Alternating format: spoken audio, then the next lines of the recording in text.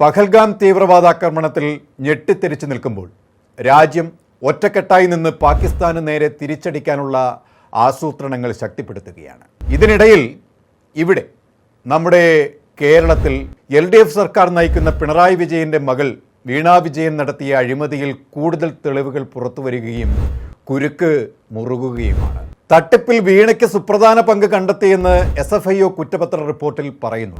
കോടികളാണ് Exalogic CMRL വഴി വീണ വിജയൻ മാസപ്പടി ഇനത്തിൽ കൈപ്പറ്റിയത്.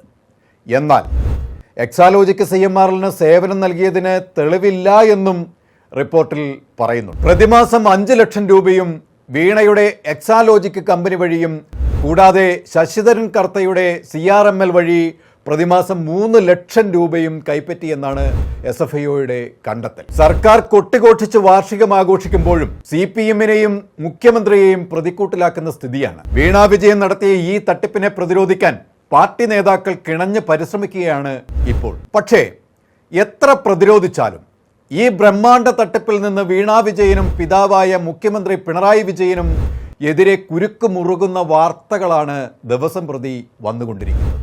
സാമ്പത്തികമായുള്ള ഒരു വലിയ തട്ടിപ്പാണ് വീണ വിജയന്റെ ആസൂത്രണത്തിൽ നടന്നിട്ടുള്ളത് എന്നാണ് SFIOയുടെ കണ്ടെത്തൽ. ഒരു സേവനവും നൽകാതെ ഉയർന്ന തുക കൈപ്പറ്റിയിരിക്കുന്നു എന്ന് മുൻപും ഇൻകം ടാക്സിന്റെ ഇന്റലിജൻസ് ബോർഡും ROCയും കണ്ടെത്തിയിരുന്നു. വളരെ പ്രശസ്തരായിട്ടുള്ള സ്വാധീനമുള്ള ഒരു വ്യക്തിയുടെ ബന്ധുത്വം മൂലമാണ് ഈ പണം കൈപ്പറ്റിയിരിക്കുന്നത്.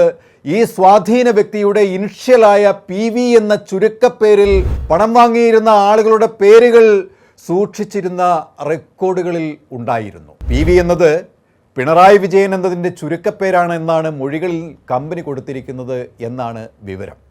ഇത് തന്നെയാണ് അന്വേഷണ സംഘവും ശരിവച്ചത്. പ്രതിവർഷം 66 ലക്ഷം രൂപയുടെ ബാധ്യതയാണ് എക്സാലോജിക്ക് കമ്പനി തുടക്കത്തിൽ ഉണ്ടായിരുന്നത്. എന്നാൽ ശശിധരൻ കർത്തയുടെ ഉടമസ്ഥതയിലുള്ള CMRL കമ്പനിയുമായി ഇടപാട് തുടങ്ങിയതിനു ശേഷമാണ് എക്സാലോജിക്ക് കമ്പനിയുടെ വരുമാനം മുഖ്യമായും ഉയർന്നത്.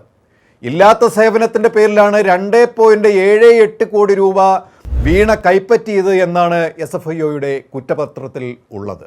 ഈ കേസിൽ CPM വെട്ടിലായതോടെ 5ാം വർഷത്തിലേക്ക് കാലെടുത്ത് വയ്ക്കുന്ന 2ാം പിണറായി സർക്കാർ കാലാവധി പൂർത്തിയാക്കാതെ പടിയിറങ്ങി പോകേണ്ടി വരുന്ന അവസ്ഥയിലേക്ക് എത്തിപ്പെട്ടിരിക്കുകയാണ്.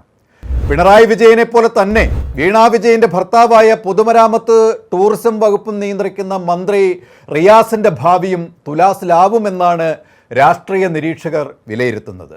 മുഖ്യമന്ത്രിക്കും മന്ത്രി റിയാസിനും വീണ വിജയന്റെ ഈ തട്ടിപ്പിൽ നിന്നും കൈകഴുകി രക്ഷപ്പെടാൻ സാധ്യമല്ല. കാരണം മന്ത്രിമാർ എന്ന നിലയിൽ അവരുടെ സ്ഥാനത്തെ ദുരുപയോഗം ചെയ്യുമ്പോൾ അത് കണ്ടില്ലെന്ന് നടിച്ച് ആ സ്ഥാനത്തിരുന്നു കൊണ്ട് ഈ തട്ടിപ്പിന് മൗന സമ്മതം നൽകി എന്നുള്ളതും ഗൗരവമുള്ള കാര്യം തന്നെയാണ്. ഇത് മന്ത്രി റിയാസിൻ്റെ രാഷ്ട്രീയ ഭാവിക്ക് തന്നെ വെല്ലുവിളിയായി ഉയർന്നു വന്നിരിക്കുകയാണ്. ഇത് നാളെ CPMൽ തന്നെ ഒരു വലിയ പൊട്ടിത്തെറിക്ക് വഴിതെളിക്കുമെന്ന് തന്നെയാണ് നിരീക്ഷകരുടെ വിലയിരുത്തൽ. ഊഹാപോഹമോ കേവലം ആരോപണമോ ആയല്ല ഈ കേസ് നിലവിലുള്ളത് എന്നതാണ് പ്രാധാന്യം. കൃത്യമായ ഒരു കുറ്റപത്രത്തിലാണ് പേര് വന്നിട്ടുള്ളത്. വളരെ കർശനമായിട്ടുള്ള അന്വേഷണങ്ങളും തെളിവ് ശേഖരണവും ഉണ്ടായിട്ടുണ്ട്. തുടർന്നാണ് കമ്പനീസ് ആക്ടിൽ ഏത് വകുപ്പ് ചുമത്തണമെന്ന തീരുമാനത്തിലേക്ക് SFIO കുറ്റപത്രം സമർപ്പിച്ചത്. പലിശയില്ലാതെ മുതൽ പോലും തിരിച്ചു കൊടുക്കാതെ വായ്പയായി എടുത്തിരിക്കുന്ന പണം പോലും ശശിധരൻ കർത്തയും ഭാര്യയും ഡയറക്ടർമാരായിട്ടുള്ള മറ്റൊരു കമ്പനിയിൽ നിന്നാണ് എന്നതുകൊണ്ട് തന്നെ ഇതിലെ അഴിമതി കൂടുതൽ വ്യക്തമായി പുറത്തു വരുന്നു എന്ന അനുമാനമാണ് SFIOയുടെ ഈ കണ്ടെത്തലിൽ ഉള്ളത്.